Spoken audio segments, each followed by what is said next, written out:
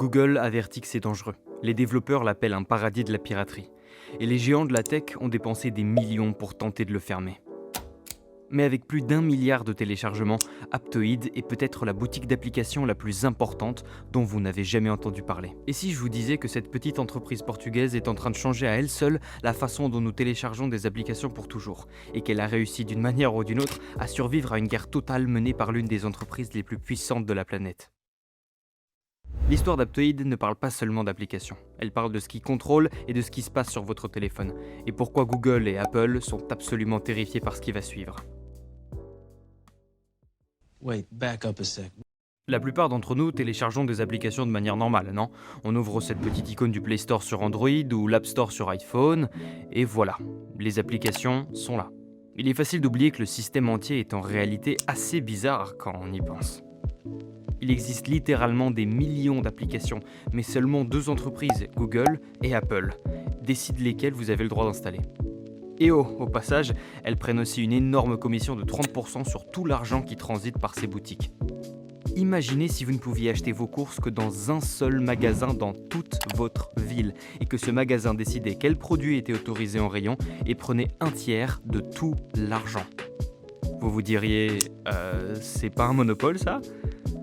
C'est essentiellement ce que nous avons accepté comme normal dans le monde des applications. Et c'est là que commence notre histoire. En 2009, un informaticien portugais nommé Paulo 300 a une idée assez simple. Et si n'importe qui pouvait créer sa propre boutique d'applications ? Wait, what? 300 n'est pas un grand PDG de la tech. Il travaillait littéralement sur son doctorat quand il a commencé à construire ce qui allait devenir Aptoide. Le nom, d'ailleurs, est un mélange bizarre entre APT, le gestionnaire de paquets pour Linux et Android. I know it's nerdy. Mais le concept était véritablement innovant. Au lieu d'une boutique centralisée contrôlée par une seule entreprise, Aptoide serait composé de milliers de mini-boutiques toutes connectées entre elles. Imaginez si chaque chaîne YouTube pouvait être aussi sa propre petite boutique d'applications, ou en Amazon où vous pourriez vendre des applications. Cela signifie que vous pourriez avoir des boutiques axées uniquement sur les jeux, les applications de productivité ou n'importe quoi d'autre selon ce que le propriétaire de la boutique décide d'y inclure. L'autre grande différence, Aptoide ne prend qu'une commission de 19% au lieu des 30% de Google. Ces 11% supplémentaires peuvent sembler peu de choses, mais pour les développeurs qui gagnent des milliers ou des millions de dollars, c'est énorme, car chaque centime compte. Maintenant, la question évidente. Si c'est si bien que ça, pourquoi tout le monde ne l'utilise-t-il pas ? Eh bien, d'une part, Google ne veut vraiment pas que vous le fassiez. Si vous essayez de télécharger Aptoide, vous recevrez des avertissements effrayants indiquant que cela pourrait endommager votre appareil ou voler vos données. Le système Play Protect de Google le bloque activement. Et honnêtement, certaines de ces préoccupations ne sont pas complètement infondées. Les boutiques d'applications alternatives ont une réputation un petit peu louche. Sans le processus d'approbation strict de Google, certaines applications peuvent passer entre les mailles du filet. En 2018, une société de sécurité a découvert qu'environ 25% des applications sur Aptoide présentaient un problème de sécurité ou de confidentialité, ce qui est pas terrible. Ensuite, il y a le problème de la piraterie. Soyons honnêtes, beaucoup de gens utilisent Aptoide pour obtenir des applications payantes gratuitement. C'est essentiellement le Napster des boutiques d'applications. Certains développeurs ont découvert que leurs applications premium étaient distribuées sans leur permission, ce qui est évidemment nul si vous essayez de gagner votre vie en créant des applications. Donc oui, il y a de bonnes raisons d'être prudent, mais ce n'est vraiment qu'une partie de l'histoire. Maintenant, ce que je vais vous dire, c'est là que les choses deviennent folles. Au lieu d'embrasser pleinement sa réputation de paradis sauvage de la piraterie, Aptoide a commencé à apporter quelques changements, du moins sur le papier. Vers 2019, ils ont lancé ce système de badge de confiance Aptoide qui était censé vérifier les applications légitimes. Ils ont créé un scanner anti-malware et ont affirmé qu'ils pouvaient détecter des problèmes que Google pourrait manquer. Ils ont également commencé à parler de la suppression des applications piratées et ont mis en place un système permettant aux développeurs de signaler les versions non autorisées de leur logiciel. Soyons réalistes ici. Est-ce que cela a vraiment résolu tous les problèmes ? Pas du tout. La boutique d'applications contient encore beaucoup de contenu douteux. Une recherche rapide en ligne montre de nombreux utilisateurs et développeurs qui restent sceptiques face à des soi-disant améliorations. Mais ces changements ne visaient pas vraiment à devenir parfaits. Ils visaient à créer juste assez de légitimité pour mener un combat plus important. Car malgré tous ces défauts, Aptoide avait identifié un vrai problème sur le marché. le contrôle total de Google sur la distribution des applications. Ils allaient s'attaquer à l'une des plus grandes entreprises de la planète. En 2020, Aptoide s'est allié à d'autres boutiques d'applications et développeurs pour former ces collectifs contre Google. Ils ont déposé une plainte massive pour violation des règles antitrust auprès de l'Union européenne, affirmant que Google utilisait sa position pour écraser la concurrence. Quelle a été la réponse de Google face à cette collaboration nouvellement formée ? En quelques semaines, Play Protect de Google a commencé à signaler Aptoide comme un malware dangereux. Pas seulement avec un petit avertissement, mais avec d'énormes pop-up effrayants.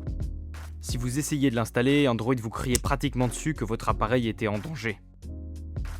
Encore pire, les utilisateurs qui avaient déjà installé Aptoide ne pouvaient soudainement plus accéder à leurs applications. Google utilisait son contrôle sur le système d'exploitation Android pour saboter activement un concurrent. C'est comme si Microsoft décidait un jour que Premiere Pro était dangereux et empêchait son ouverture sur n'importe quel ordinateur Windows. Je perdrais mon travail si ça arrivait. Le message était donc clair. C'est notre plateforme et c'est nous qui décidons ce qui s'y exécute. La base d'utilisateurs d'Aptoide a chuté d'environ 20% presque du jour au lendemain. Pour la plupart des entreprises, cela aurait signé la fin. Mais alors quelque chose d'inattendu s'est produit, et vous ne me croirez pas quand je vous le dirai. L'Union européenne a en réalité donné raison à Aptoide. En juillet 2022, la Commission européenne a statué que Google avait abusé de sa position dominante pour empêcher une concurrence équitable. Elle a infligé à Google une amende de 4,34 milliards d'euros. Des milliards avec un grand M.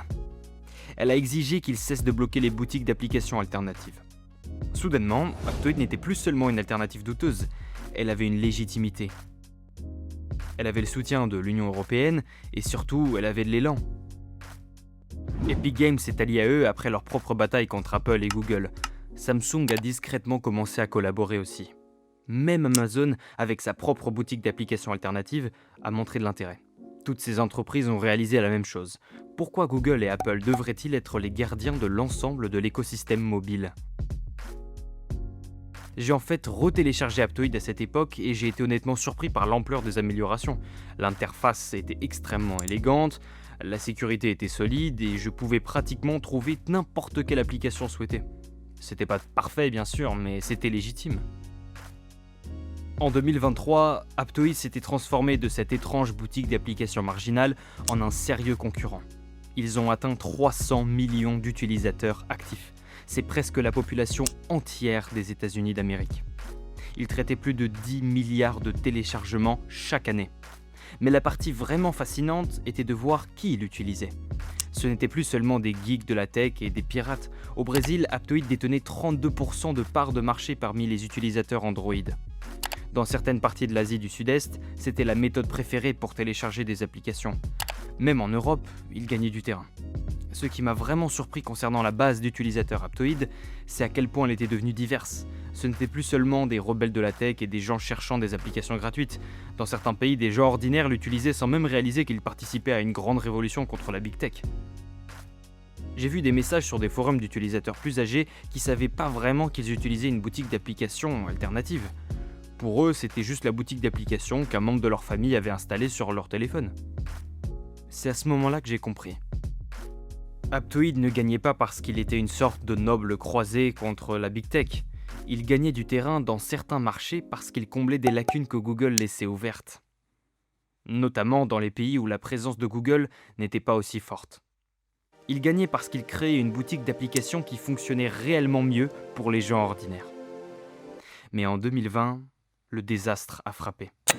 Une faille de sécurité massive a exposé les données d'utilisateurs d'environ 20 millions de comptes Aptoide.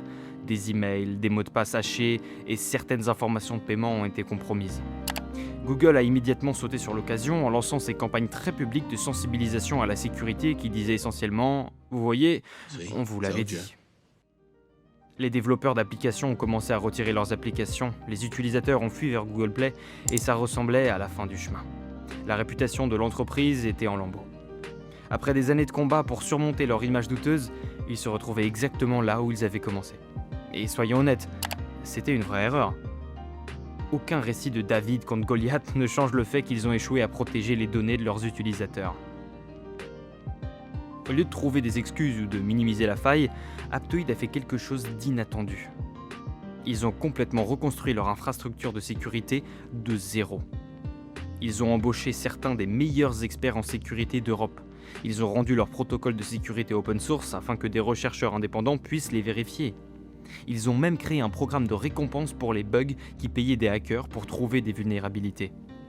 Et le plus impressionnant encore, ils ont indemnisé les utilisateurs affectés avec des comptes premium et des crédits. À la mi-2024, ils étaient sortis plus forts qu'avant. Leur nouveau système de sécurité était salué comme potentiellement plus robuste que celui de Google dans certains domaines. Comme l'a dit quelqu'un aléatoire, parfois il faut complètement casser quelque chose pour le construire correctement. Aujourd'hui, Aptoide ne survit pas seulement, il prospère. Ils ont élargi leur activité au-delà du simple rôle de boutique d'applications et ont commencé à créer des outils permettant aux développeurs de distribuer leurs applications comme ils le souhaitent.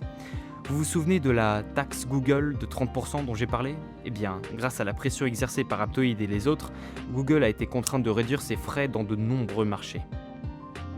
Plus important encore, la loi européenne sur les marchés numériques, entrée pleinement en vigueur cette année, oblige désormais Apple et Google à autoriser les boutiques d'applications alternatives. Cette réglementation existe en grande partie grâce aux efforts d'Aptoide. Et nous commençons à en voir les effets. Le mois dernier, Apple a enfin ouvert iOS aux boutiques d'applications alternatives pour la première fois de son histoire. C'est une mise en œuvre limitée et ils essaient toujours de maintenir leur contrôle. Mais la brèche a été ouverte. Ce qui a commencé comme ce petit projet parallèle portugais a fondamentalement changé le fonctionnement de la distribution des applications mobiles. Ils ont affronté une entreprise de 1000 milliards de dollars et, contre toute attente, ils ont réellement gagné. Mais la partie la plus intéressante pour moi, c'est pas l'histoire de David contre Goliath. C'est qu'Aptoide a révélé quelque chose que beaucoup d'entre nous soupçonnaient mais ne pouvaient pas prouver. Les monopoles des boutiques d'applications ne portaient pas vraiment sur la sécurité ou l'expérience de l'utilisateur. Ils portaient sur le contrôle et le profit. Sous pression, Google et Apple ont tous deux fait des concessions qu'ils affirmaient auparavant être compromettantes pour la sécurité des utilisateurs.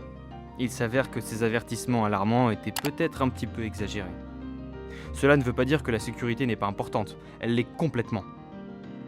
Mais elle était utilisée comme un bouclier pour protéger ce qui sont essentiellement des péages extrêmement rentables sur l'économie numérique. Alors, est-ce que c'est safe d'utiliser Aptoide maintenant ? Globalement, oui.